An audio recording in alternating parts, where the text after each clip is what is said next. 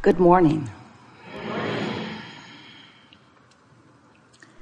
We are extremely pleased that you are here. It is good to come together for the purpose of co-creating. Do you agree? Yes. Co-creation at its best, really? Really? You are knowing what you are wanting? Yes.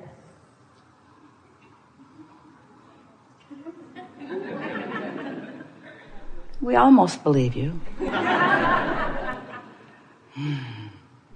Are you beginning to recognize that once that's done, once you put the answer to your question there, or the solution to your problem there, or the expansion to your dreams there, that once you put it there, once life helps you put it there, that it's a done deal? Do you know that? Not so much. But we know it. We know that when a problem arises, that the solution does too. In fact, an equivalent solution to an equivalent problem. So it doesn't matter how you're mixing it up or what you're launching into your vortex. You understand this vortex? It's a little odd initially and conceptually, but it is our desire today to help you to understand this conceptual idea of this vortex until it becomes a reality that you feel in your belly, because we want you to return to the creative genius that you were born to be, that you were on the day that you were born. We want to help you to release some of the things that you've picked up along your physical trail that are causing resistance or hindrance to your full realization of the creative power that you hold. It's an interesting thing, we know. It's a bit odd to play with us. There's this man who calls his wife Abraham. That in and of itself has to be odd. We've noticed you're not trying to explain it to so many. And this woman must be a split personality, because she continually refers to herself as we. And she draws a big circle on the floor and calls it a vortex and tells you you should go there. So we know that conceptually you get it, but it is our desire today that you don't just conceptually understand it, that it's not just an idea that sort of kind of makes sense, but instead it's something that you remember, because we promise you that the larger part of you knows it. And this physical part of you will remember it here today, because you're already in the proximity, and we're going to lure you into the vortex, where you will remember fully.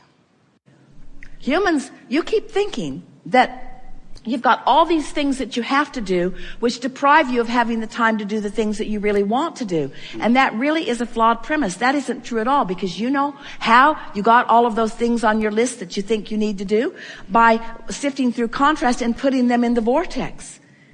When you are tuned into this powerful energy, you never have the feeling that you have too much to do. You are empowered by the flow of it. If you could see yourselves as conduits or vessels through which this energy is flowing, and see the energy as flowing rather than getting balled up, that's what the feeling of overwhelmment is. It's energy that you've summoned that you're not allowing to flow. Because you say things like, I have too much to do. I don't have enough resources to do it. Somebody else has done something inappropriate and has made my list too long.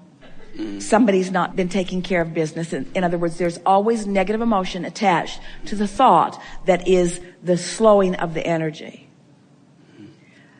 Isn't it interesting that everything that you bring up, no matter what it is, we tell you it's all about the same thing. Yeah. It's all about the same thing. It's that you ask for energy and therefore summoned it, but you're thinking a thought on a pretty regular basis that isn't letting the energy that you've summoned flow. And then you give thousands upon millions upon billions of excuses that seem to explain your unhappiness when there's really only one viable answer. I summoned energy and then I blocked it. So we think if for the next 10 years, everyone who came into the seminar, who came to the chair, who said, Abraham, blah, blah, blah, blah, blah, blah. If we would say, we love you very much, but you've summoned energy that you're blocking. Next. Abraham.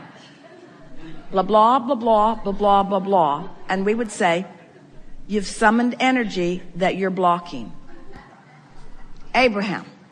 Blah, blah. We only have 15 more minutes. Blah, blah, blah, blah, blah, blah, blah, blah, blah, blah. You've summoned energy that you're blocking. And after a while, someone would say, how do I know that I've summoned energy that I'm blocking? And we would say, blah, blah, blah. No, we would say, because you feel negative emotion. Because if you hadn't summoned energy that you're blocking, you wouldn't feel any negative emotion.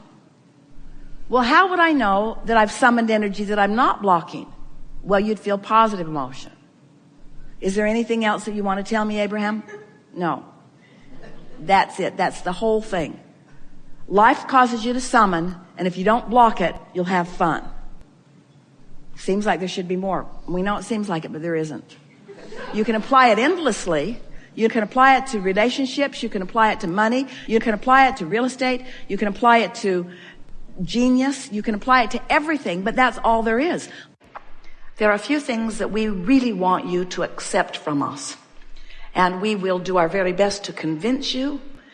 And usually we are quite convincing because our knowing is strong. You are vibrational beings. Most of you don't know it. You are told about your vibration. It's indicated to you by emotion. Because the larger part of you, you can never get away from. The larger part of you, you're not dead or alive. You are alive and alive. The larger part of you is always offering this vibration. So there's always a signal that's being offered. And you, as you are focused and conscious, you are offering a vibrational signal as well.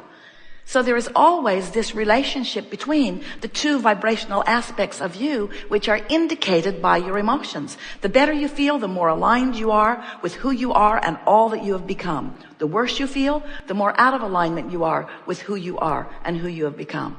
And that really is all you need to know. Now, we get it that you get it. And you get it that we get it that you get it. In other words, we all get it that we all get it. In other words, you get it. We know that you get it. But practicing it is something else altogether, isn't it? Practicing it is something else altogether. And do you know why it's hard for you to practice this, to put it into action? Is because you have become one of many who de-emphasizes your emotions. You don't let your emotions count for much. You don't realize that anger really matters because it's an indication of vibration. So what we're getting at is you could be observing something that isn't something that you want. And as you're observing it, you're taking it in, you're having conversations about it. And in doing so, you're holding your vibration in an even more specific place. Because the more attention you give to anything, the more specifically focused you are, and the more specifically focused you are, the faster the energy moves and the faster the manifestation becomes. So you could be looking at this thing, and let's call it, for sake of this analogy, something unwanted, and this is the point we want to make with you. Without even realizing it, your observation of your current financial condition or your physical condition or your relationship condition or whatever it is that you're focusing upon, your attention to it is causing a vibrational response in you which equals your point of attraction. Now, your point of attraction isn't something that's going to happen tomorrow or the next day or the next day. Your point of attraction is something that's manifesting now. So much so that this thought and this conversation that you've got going on is going to cause the next people who walk into your experience to reflect back to you precisely what it is you've got going on. Pay attention to that. Pay attention to how close on the heels of what you're feeling, especially if you're feeling it strongly, the manifestation follows. So, we're eager to talk with you about anything that is important to you. It is our intention to bring you into alignment with your desire on any question that you focus upon. We want to give you our spoken and vibrational appreciation at the outset here, because we can feel already the depth and breadth of your asking, which means already the depth and breadth of the solutions and answers are already lighted up, and we can announce in advance, you are having a very good time here today.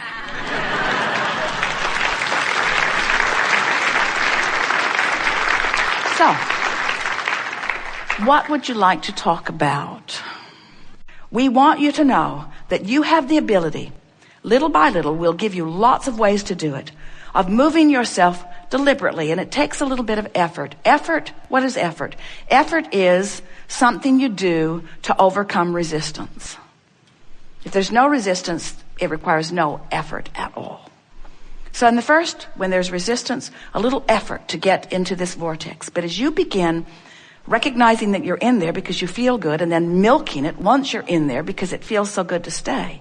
As you begin practicing the vibration of who you really are, the vibration of love, the vibration of appreciation, as you take the bounce more often and you look for what you're wanting to see, as you train yourself into the frequency of who you really are, you're going to begin to experience what we are calling real-time manifestation, where in the moment that your life presents a question, your life will present an answer.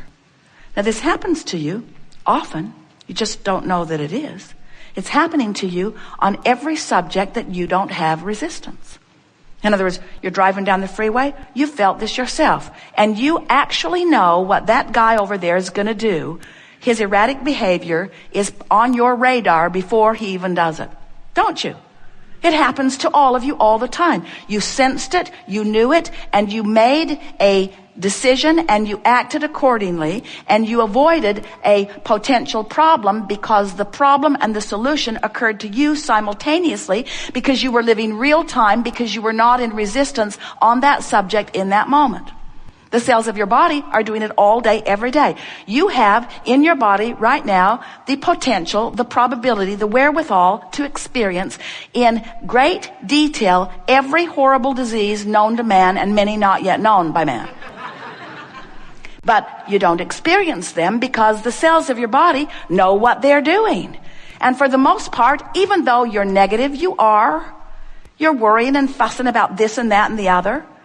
You have set up a reasonable amount of resistance. Don't you think it's interesting that even though you have the best medicine ever, the scientists that are really after it, a medical system that is evolved enormously, there is more disease present on your planet today than ever before. Don't you find that interesting, at least? Sometimes people aren't so eager to express their appreciation for contrast, but it's only always because they haven't figured out how to focus, or they haven't figured out what the criteria for focusing is. If there's just a lot of variety and you're just giving all of your attention, or wanted and unwanted your attention, then you've got a sort of sloppy focus going on, which means you've got a sort of sloppy point of attraction going on. And when you are not focused deliberately, or when you're creating by default, then you get some of what you want and some of what you don't want. And there's no real downside to that, because in that process you get more and more clear about what you do want. But if the clarity about what you do want is coming on stronger and stronger, but your ability to focus on what you want is not becoming more practiced, then you just get a bigger life, but it's not a comfortable life. It gets bigger. There's a lot more variety. You can parlay your life into really wonderful things. We've been saying to you for a while, when you know what you don't want, you know what you do want, and there's a bounce in that, because when you know what you don't want, a rocket of desire shoots out of you. And so knowing what you do want is predicated in part upon knowing about what you don't want. We just don't want you to make a life career out of knowing what you don't want. We want you to get more oriented toward knowing what you do want and speaking more about what you do want, and therefore practicing more of the vibration of what you do want, and therefore holding a more consistent vibrational point of attraction about what you do want.